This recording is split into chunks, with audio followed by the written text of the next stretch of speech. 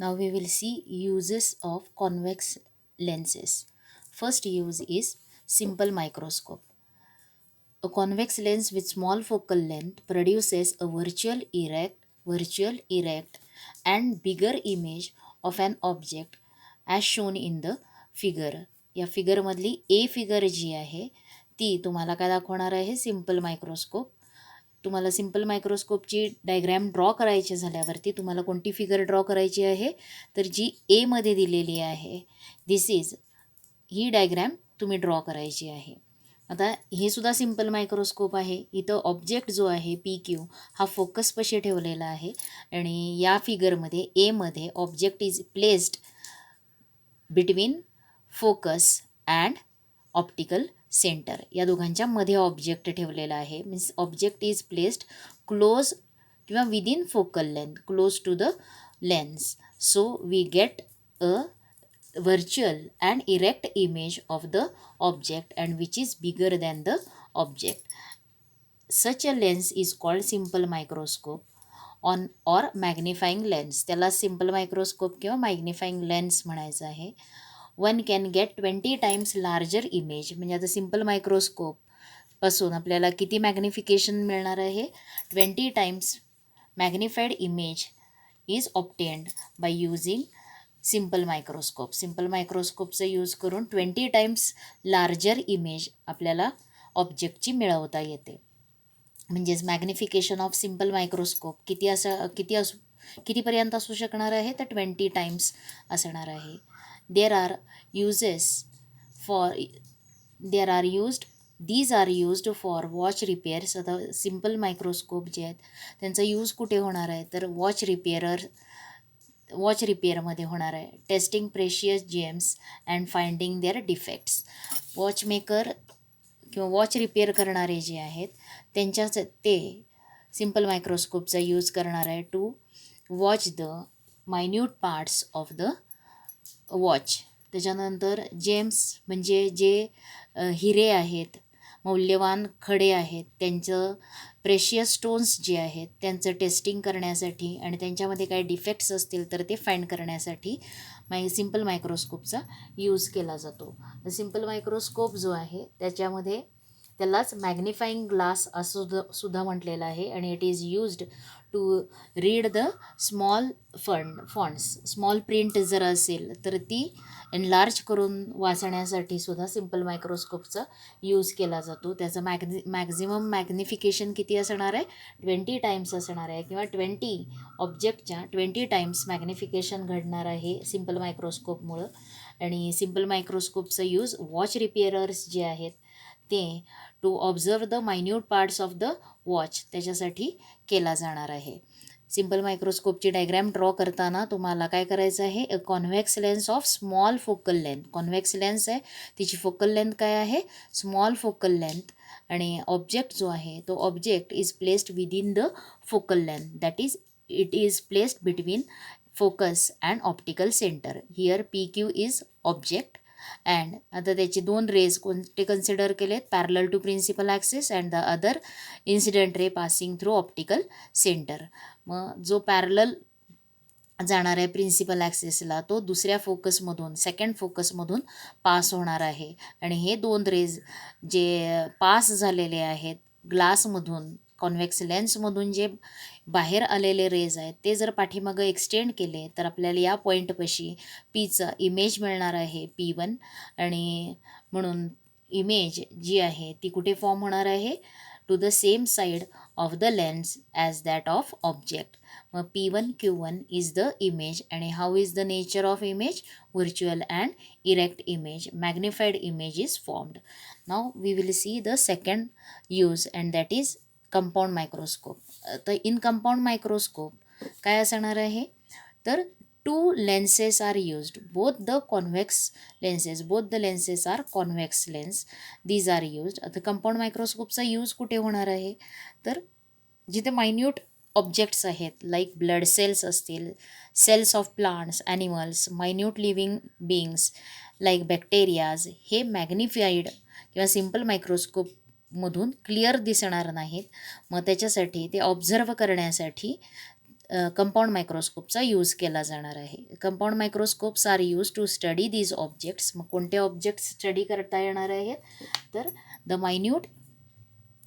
Minute objects like कोणते असणार आहेत, blood cells of plants and animals, minute living organisms, त्याच्यामध्ये येणार आहेत व्हेरियस टाईप्स ऑफ बॅक्टेरियाज. त्यांचा स्टडी करण्यासाठी कंपाऊंड मायक्रोस्कोप यूज केला जाणार आहे. आता कंपाऊंड मायक्रोस्कोपमध्ये त्याचं कन्स्ट्रक्शन काय आहे, तर त्याच्या कन्स्ट्रक्शनमध्ये the compound microscope is made up of 2 convex lenses, 2 convex lens, त्याच्यामधली एक असते ऑब्जेक्टिव्ह लेन्स आणि दुसरी असते आय लेन्स. कंपाऊंड मायक्रोस्कोपमध्ये जिथं ऑब्जेक्टच्या वरच्या बाजूला जी लेन्स असते तिला म्हणायचं आहे ऑब्जेक्टिव्ह लेन्स, आणि आपण ज्या पाईप जो आहे त्याच्यातून आपण होल जे आहेत आपण जिथून बघतो, मग जिथं आपला डोळा असणार आहे तिथे जी लेन्स असणार आहे त्याला काय म्हटलेलं आहे, आयपीस म्हटलेलं आहे. आता या दोन्हीही लेन्सेसमध्ये तुम्हाला काय फरक दिसतो, ऑब्जेक्टिव्ह जी आहे ती ऑब्जेक्टिव्ह तिची क्रॉस सेक्शन जे आहे ते क्रॉस सेक्शन ऑब्जेक्टिव्हची लेस असणार आहे आणि तिचा फोकल लेंथसुद्धा काय असणार आहे, लेस. आणि आयपीस जर बघितलं तर आयपीसचा क्रॉस सेक्शन हा ऑब्जेक्टिव्ह लेन्सपेक्षा ग्रेटर असणार आहे आणि फोकल लेंथसुद्धा लार्जर असणार आहे. मग the objective compound microscope is made up of 2 convex lenses, objective and eyepiece. The objective has smaller cross section and smaller focal length. The eyepiece has bigger cross section. Its focal length is also bigger than that of objective. Objective पेक्षा आयपीसची focal length काय असणार आहे, greater असणार आहे. आता ही जी आहे ही focal length कशाची आहे, ऑब्जेक्टिव्हची आहे, आणि इथे जी ही फोकल लेंथ आहे ही कशाची आहे, तर ती कशाची येणार आहे, आयपीसची असणार आहे. मग आता ही जी आहे इथं FE लिहिलं आहे, FE म्हणजे हा फोकस कोणाचा आहे, आयपीसचा, FO म्हणजे हा फोकस कोणाचा आहे, ऑब्जेक्टिव्हचा. आता याच्यामध्ये बघा ही आयपीसची फोकल लेंथ पहिली फोकस, आणखीन इकडं असणार आहे सेकंड फोकस. आता ऑब्जेक्टिव्ह लेन्स जी आहे त्या ऑब्जेक्टिव्ह लेन्समुळं ह्या ऑब्जेक्टचं इमेज फॉर्म होणार आहे. ऑब्जेक्ट इथं आहे त्या ऑब्जेक्टचं इमेज. आता ऑब्जेक्ट जो आहे तो ऑब्जेक्ट कसा ठेवलेला आहे, तर ऑब्जेक्टिव्हच्या फोकल लेंथमध्ये न ठेवता थोडा बियॉन्ड फोकस ठेवलेला आहे. मग त्या ऑब्जेक्टचं इमेज ऑब्जेक्टिव्ह लेन्समुळं फॉर्म झालेलं इमेज जे आहे ते इमेज काय होणार आहे, आय लेन्सला ऑब्जेक्ट म्हणून, आयपीस जी आहे त्या आयपीसला ती ऑब्जेक्ट म्हणून वर्क करणार आहे. This image acts as an object for the eyepiece. आणि मग याचं इमेज काय होणार आहे, धिस इमेज हा जो ऑब्जेक्ट आहे आयपीससाठी दिस इज ॲन ऑब्जेक्ट. आणि आता या ऑब्जेक्टचं काय होणार आहे, आता असे ॲडजस्ट करायचे, ह्यांच्यामध्ये आपल्याला 2 लेन्सेस जे आहेत त्या लेन्सेसमधलं डिस्टन्स ॲडजस्ट करता येतं. त्याचा नॉब स्क्रू फिरवला की त्यांच्यामधलं डिस्टन्स जे आहे ते कमी जास्त करता येणार आहे. असं ॲडजस्ट करायचं डिस्टन्स या 2 लेन्समधलं की ऑब्जेक्टिव्हमुळं तयार झालेल्या ऑब्जेक्टचं इमेज जे आहे ते आयपीसच्या फोकल लेंथमध्ये आलं पाहिजे. It should be within the focal length of eyepiece. The image formed by the objective should be within the focal length of eyepiece. असं या दोघांच्यामधलं डिस्टन्स ॲडजस्ट केलं तर आपल्याला एक मॅग्निफाईड इमेज मिळणार आहे या ऑब्जेक्टची. आणि इथं तुम्हाला त्याची मॅग्निफाईड इमेज दिसते आणि ती इमेज काय आहे, इथं ज्या बाजूला ऑब्जेक्ट आहे त्याच बाजूला आहे म्हटल्यानंतर इथे virtual and erect image form होते. मग द मॅग्निफिकेशन, आता इथं तुम्हाला the objective has a smaller cross section and the smaller focal length. The eyepiece has bigger cross section and larger focal length than the objective. Higher magnification can be obtained by the by the combined effect of the two lenses. The magnification occurs at two stages. दोन स्टेजेसमध्ये magnification occur होणार आहे. पहिलं ऑब्जेक्टिव्हमुळं होणार आहे, objective लेन्समुळं, आणि नंतरचं आयपीसमुळं होणार आहे. The image formed by the first lens acts as the object for the second. पहिल्या ऑब्जेक्टिव्ह लेन्स जी आहे त्या ऑब्जेक्टिव्ह लेन्समुळं दिलेल्या ऑब्जेक्टचं जे इमेज फॉर्म होणार आहे ते इमेज हे आयपीससाठी काय म्हणून ॲक्ट होणार आहे, ऑब्जेक्ट म्हणून ॲक्ट होणार आहे. या दोन्हीही लेन्सेसचे ॲक्सिस जे आहे, प्रिन्सिपल ॲक्सिस सेम असणार आहे. The axis of both lenses are along same line. The lenses are fitted inside the metallic tube in such a way that the distance between them can be changed. आता हे दोन्हीही metallic ट्यूबमध्ये ठेवलेले असतात आणि त्यांच्यामधलं distance आपल्याला कमी जास्त adjustable असणार आहे. त्याच्यानंतरचा यूज आहे टेलिस्कोप. आता telescope is use to find distance between distant objects clearly in their magnified form. जे दूरवरचे ऑब्जेक्ट्स आहेत ते दूरवरचे ऑब्जेक्ट्स आपल्याला थोडे मोठे करून, म्हणजे जे असणार आहेत दूरवरचे ऑब्जेक्ट्स पाहण्यासाठी टेलिस्कोपचा यूज केला जाणार आहे. The telescope use to observe astronomical sources like stars and planets are called astronomical telescope. आणि telescopes are of two types. दोन आहेत, रिफ्रॅक्टिंग टेलिस्कोप आणि दुसरा आहे रिफ्लेक्टिंग टेलिस्कोप. रिफ्रॅक्टिंग टेलिस्कोपमध्ये लेन्सेसचा यूज होणार आहे आणि रिफ्लेक्टिंग टेलिस्कोपमध्ये मिरर आणि लेन्स या दोघांचा यूज होणार आहे. In both of these the image formed by the objective acts as object for the eyepiece which forms the final image. Objective lens has larger diameter and larger focal length, because of which maximum amount of light coming from the distant object can be collected. आता याच्यात टेलिस्कोपमध्ये सुद्धा दोन lenses असणार आहेत.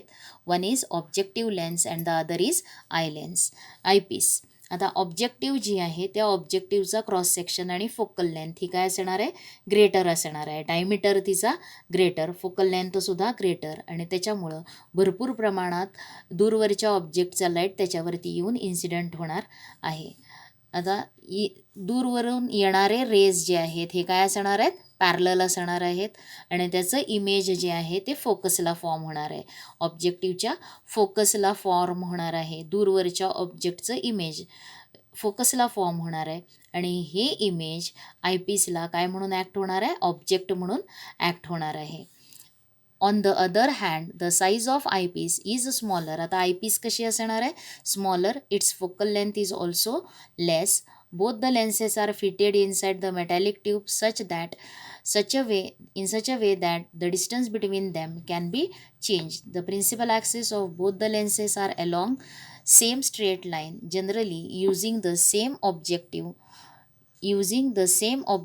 but a different eyepiece, different magnification can be obtained. Objective तोच ठेवायचा आहे, फक्त आयपीस काय करायचे आहेत, चेंज करता येणार आहेत, आणि त्याच्यामुळं डिफरंट मॅग्निफिकेशन आपल्याला दूरवरच्या ऑब्जेक्टचं मॅग्निफाईड इमेज मिळणार आहे. आता ह्यामध्ये तुम्हाला टेलिस्कोपमध्ये काय असणार आहे, ऑब्जेक्टिव्ह. त्या ऑब्जेक्टिव्हची डायमीटर काय आहे, ग्रेटर. फोकल लेंथसुद्धा greater as compared to eyepiece. Objective लेन्समुळं जे दूरवरच्या ऑब्जेक्टचं इमेज फॉर्म झालं आहे ते इमेज आयपीससाठी ऑब्जेक्ट म्हणून ॲक्ट होणार आहे, आणि आपल्याला दूरवरचा ऑब्जेक्ट थोडा मॅग्निफाईड इमेज मिळवता येणार आहे. त्याच्यानंतर आहे फोर्थ यूज ऑप्टिकल इन्स्ट्रुमेंट्स. आता व्हॅरियस ऑप्टिकल इन्स्ट्रुमेंट्स जे आहेत, कॅमेरा, प्रोजेक्टर, स्पेक्ट्रोमीटर यासारखे जे डिव्हायसेस आहेत त्याच्यामध्ये कॉन्व्हेक्स लेन्सचा यूज केला जातो. आणि त्याच्यानंतर आहे स्पेक्टॅकल्स. आता स्पेक्टॅकल्समध्ये तुम्ही डिफेक्ट बघितलेला आहे. फार सायटेडनेस किंवा मायोपिया करेक्ट करण्यासाठी कॉन्व्हेक्स लेन्स यूज केला जाणार आहे. आता फार सायटेडनेस म्हणजेच हायपरमेट्रोपिया हे करेक्ट करण्यासाठी कॉन्व्हेक्स लेन्स यूज केली जाणार आहे. कॉन्व्हेक्स लेन्सचा यूज तुम्ही फार सायटेडनेस क्युअर करण्यासाठी किंवा त्यालाच काय म्हटलेलं आहे, हायपरमेट्रोपिया करेक्ट करण्यासाठी कॉन्व्हेक्स लेन्सचा यूज केला जातो. तर त्याच्यानंतर तुम्हाला इथं 2 ॲक्टिव्हिटीज सांगितलेल्या आहेत. Take a burning incense stick in your hand and rotate it fast along a circle. एक बर्निंग इसेन्स स्टिक घ्यायची आणि जोरात फिरवायची. फिरवल्यानंतर तुम्हाला काय दिसणार आहे, ती जो बर्निंग स्पॉट आहे तो रेड कलरचा स्पॉट आहे, त्याचे कंटिन्युअस सर्कल दिसणार आहे. त्याच्यानंतर draw a cage on one side of cardboard and the bird on the other side. एक कार्डबोर्ड घ्यायचं आहे आणि त्या कार्डबोर्डच्या एका बाजूला काय करायचं आहे, बर्ड ड्रॉ करायचं आहे आणि दुसऱ्या बाजूला काय घ्यायचं आहे, केज, त्याचा पिंजरा ड्रॉ करायचा आहे. Hang the cardboard with the help of thread, आणि तो थ्रेडनं लटकवायचा आहे आणि नंतर त्याला काय करायचं आहे, ट्विस्ट करायचं आहे. ट्विस्ट करून सोडून द्यायचं आहे. ट्विस्ट करून म्हणजेच त्याला पिरगाळा घालायचा आहे दोऱ्याला आणि कार्डबोर्ड फिरवून, आणि सोडून दिल्यानंतर तो कार्डबोर्ड काय होणार आहे, फिरणार आहे आणि गोल फिरत असताना आपल्याला काय भासणार आहे, the bird is in the cage. तो बर्ड आपल्याला केजमध्ये आहे असं दिसणार आहे. मग आता हे का घडतं, तर त्याच्यासाठी रिझन काय आहे, परसिस्टन्स ऑफ व्हिजन. आता परसिस्टन्स ऑफ व्हिजन म्हणजे काय, तर आपण जो ऑब्जेक्ट पाहतो त्याची इमेज रेटिनावरती फॉर्म होते आणि जर तो आपल्या डोळ्यापुढून ऑब्जेक्ट काढला तरीसुद्धा ती इमेज जी आहे, रेटिनावरती तयार झालेली इमेज ही काही सेकंदपर्यंत राहते. आणि किती सेकंदपर्यंत ती राहत असते, तर 1/16th ऑफ अ सेकंड ती काय होणार आहे, रिमेन किंवा इम्प्रिंट ऑन द रेटिना. ती रेटिनावरती इम्प्रिंट असणार आहे 1/16th ऑफ सेकंडपर्यंत. आणि मग त्याच्यामुळं या कालावधीमध्येच जर दुसरं इमेज जर आपल्या डोळ्यापुढं आली, पिक्चर जर डोळ्यापुढं आला, तर आपल्याला काय दिसणार आहे, एक कंटिन्युटी त्या पिक्चरमध्ये दिसणार आहे. मग त्यालाच काय म्हटलं, persistence of vision. We see an object because the eye lens creates its image on the retina. आपल्या डोळ्यामध्ये जी आयलेन्स आहे ती काय करणार आहे, रेटिनावरती इमेज क्रिएट करणार आहे ऑब्जेक्टचं, आणि त्याच्यामुळं तो ऑब्जेक्ट आपल्याला प्रिसिव्ह होतो. The image is on the retina as long as the object is in front of us.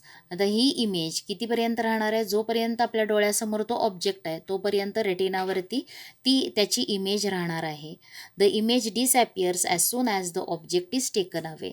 Object काढल्यावरती इमेज जाणार आहे, पण दिस इज नॉट इन्स्टंटेनियस, म्हणजे लगेचच होणार नाही, तर काही सेकंदातला काही पार्ट ती इमेज आपल्या रेटिनावरती राहणार आहे.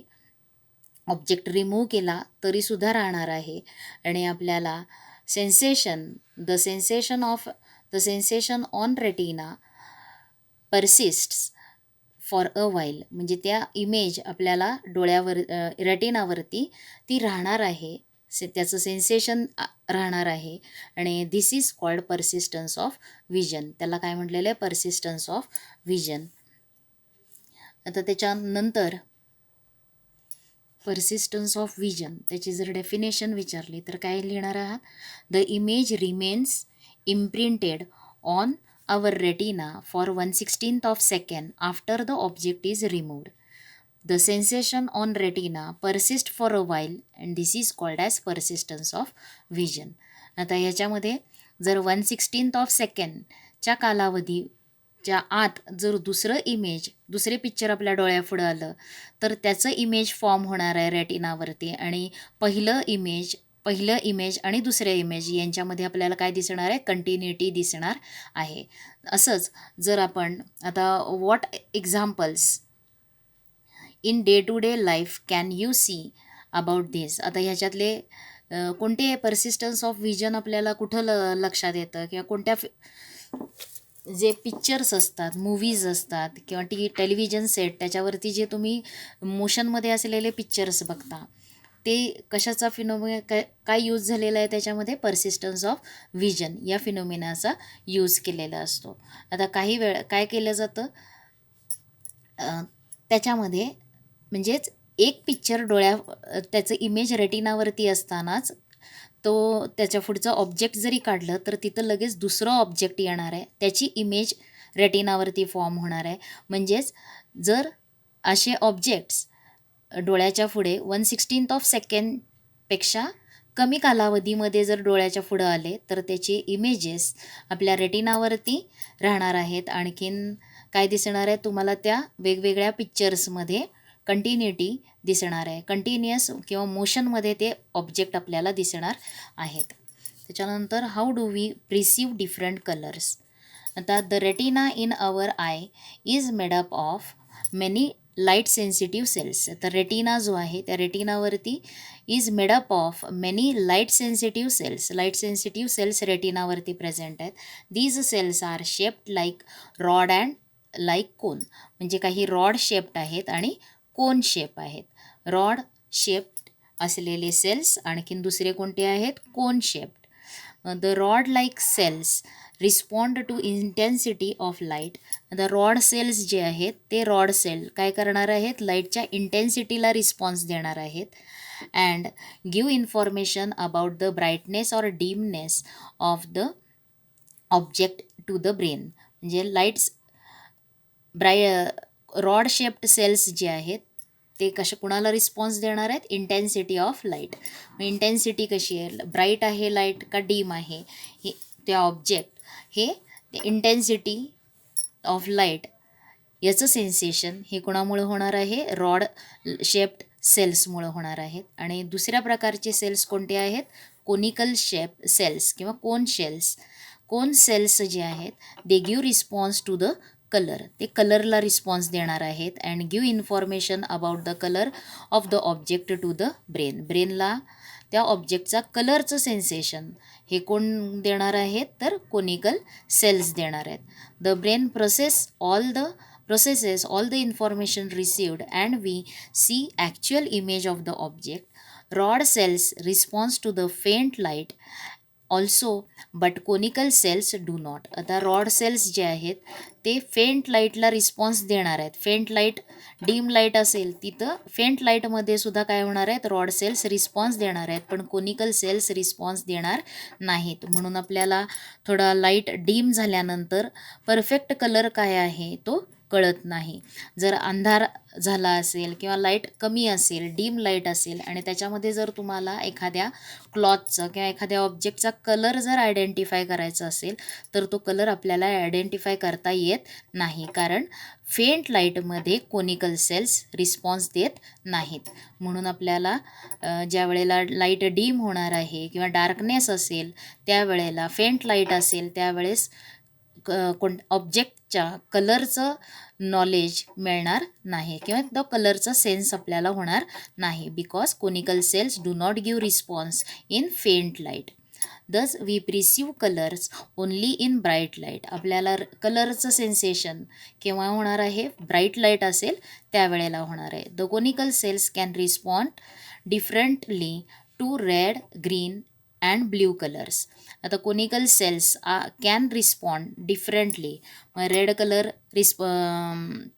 चं ज्ञान देणारे, प्रिसीव्ह करणारे, ग्रीन कलर, ब्ल्यू कलर असे वेगवेगळे कलर्स प्रिसीव्ह करणारे कोनिकल सेल्स म्हणजे या कलर्सला रिस्पॉन्स देतात. कोणते जे कलर्स आहेत त्याला रिस्पॉन्स देणारे कोनिकल सेल्स हे पण काय असणार आहे, ते डिफरंट असणार आहेत. आता those when rod cells when red color falls on the eyes, the cells responding to red light get excited more than those responding to other colors and we get the sensation of red color. आता हे जे conical cells आहेत ते conical cells काय करणार आहेत, जर red colour डोळ्यावरती fall झाला तर रेड कलरला रिस्पॉन्स देणारे कोनिकल सेल्स जे आहेत ते जास्त एक्साईट होणार आहेत इतर कलरच्या कोनिकल सेलला रिस्पॉन्स देणाऱ्या सेल्सपेक्षा. कोणते जास्त एक्साईट होणार आहेत, रेड कलरला रिस्पॉन्स देणारे सेल्स जास्त एक्साईट होणार आहेत आणि आपल्याला त्या कलरचं सेन्सेशन म्हणजेच त्या ऑब्जेक्टचा कलर रेड आहे हे कळणार आहे. Some people lack conical cells responding to certain colours. आता काही माणसांमध्ये एक ठराविक कलरला रिस्पॉन्स देणारे कोनिकल सेल्स प्रेझेंट नसतात, म्हणून तो कलर त्यांना आयडेंटिफाय करता येत नाही आणि मग अशा पर्सन्सना आपण काय म्हणतो, कलर ब्लाइंडनेस असं म्हटलं जातं. म्हणजेच काही पर्सन्समध्ये इन सम पर्सन्स किंवा some persons lack conical cells. कुठले कोनिकल सेल्स असणार आहेत? Conical cells responding to certain colour. मग रेड कलरला असतील, ग्रीन कलरला असेल, ब्ल्यू कलरला रिस्पॉन्स देणारे कोनिकल सेल्स किंवा रेड कलर अशा विविध कलर्सला रिस्पॉन्ड देणारे कोनिकल सेल्स जर ॲबसेंट असतील त्यांच्या रेटिनावरती, तर त्या पर्सनला त्या कलरचं ज्ञान होणार नाही. These persons cannot recognise those colours or cannot distinguish between different colours. मग त्या पर्सनला त्या कलरचं ज्ञान होणार नाही, त्याचबरोबर तो 2 कलरमध्ये डिस्टिंग्विश फरकसुद्धा त्याला सांगता येणार नाही. These persons are said to be colour blind. त्यांना काय म्हटलं जातं? कलर ब्लाइंड म्हटलं जातं. फक्त त्यांना कशाचं काय समजणार नाही आहे? फक्त कलर आयडेंटिफाय करता येणार नाहीत. आणि काय येणार नाहीत? तर त्या पर्सन्समध्ये ते कलर आयडेंटिफाय किंवा त्या कलरला रिस्पॉन्स देणारे कोनिकल सेल्स जर ॲबसेंट असेल तर हा डिफेक्ट त्या पर्सनमध्ये दिसणार आहे. आणि he cannot recognise the colours किंवा he cannot distinguish between the different colours असा डिफेक्ट त्या पर्सनमध्ये असेल आणि त्यांना काय म्हटलेलं आहे? कलर ब्लाइंड असं म्हटलं आहे. Apart from not being able to distinguish between different colours their eye sight is normal. Eye sight म्हणजे जे काय आपल्याला दिसणं आहे, वेगवेगळ्या वस्तू दिसणं, ते दिसणार आहे. म्हणजे आयसाईट त्याचं चांगलं असणार आहे, नॉर्मल असणार आहे. फक्त कशामध्ये डिस्टिंग्विश करता येणार नाही आहे? डिफरंट कलर्समध्ये डिस्टिंग्विश करता येणार नाही. म्हणून त्या पर्सनला काय म्हटलं आहे? कलर ब्लाइंड म्हटलेलं आहे. आता या लेसनवरती तुम्हाला एक्सरसाइज सॉल्व करायला आला पाहिजे. लेसन झालेला रीड करा.